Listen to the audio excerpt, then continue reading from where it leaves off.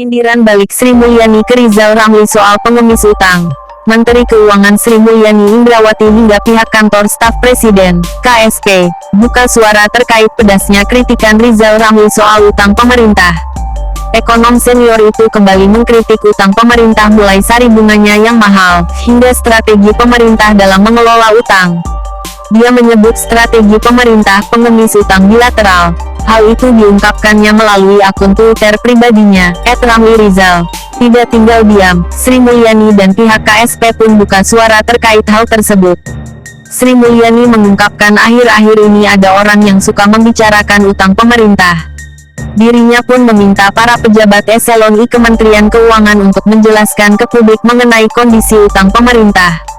Dia meminta khususnya kepada Dirjen Pengelolaan Pembiayaan dan Risiko Kementerian Keuangan, Luki Alfirman untuk memberikan informasi seminggu sekali mengenai kondisi utang pemerintah.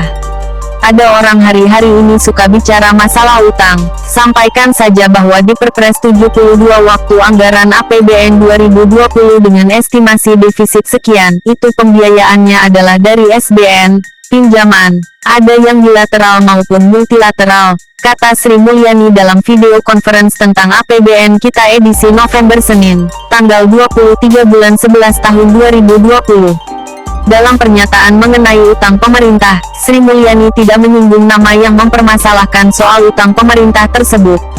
Jadi waktu kita sedang menjalankan Perpres jangan kemudian muncul reaksi-reaksi, seolah-olah kita seperti orang yang belum punya rencana. Itu kan semuanya isu dari Perpres 72 sudah diomongkan, sudah disampaikan ke publik, jelas Sri Mulyani. Sri Mulyani meminta Luki untuk menjelaskan defisit APBN 2020 yang sudah dilebarkan ke level 6,34% beserta strategi pembiayaan pemerintah di tahun 2020. Bahkan, dia minta agar rincian penerbitan utang pemerintah juga bisa disampaikan ke publik. Mantan Direktur Pelaksana Bank Dunia ini bahkan mengatakan utang semua negara mengalami peningkatan, tak hanya Indonesia. Utang setiap negara terus meningkat karena pandemi virus corona.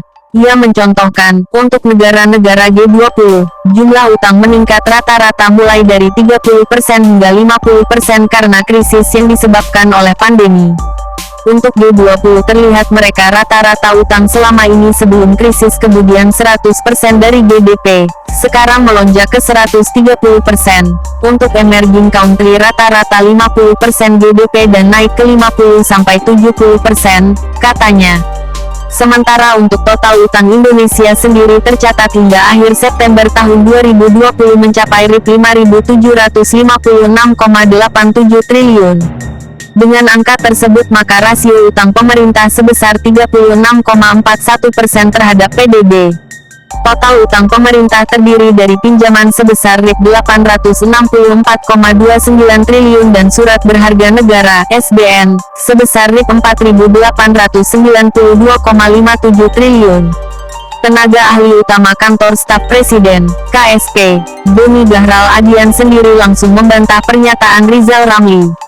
Dia bilang, bunga surat utang saat ini menurun. Bahkan, Doni menegaskan kebijakan pembiayaan utang diambil untuk program pemulihan ekonomi nasional (PEN), yang saat ini terdampak hebat oleh pandemi COVID-19. Surat utang bunganya justru turun.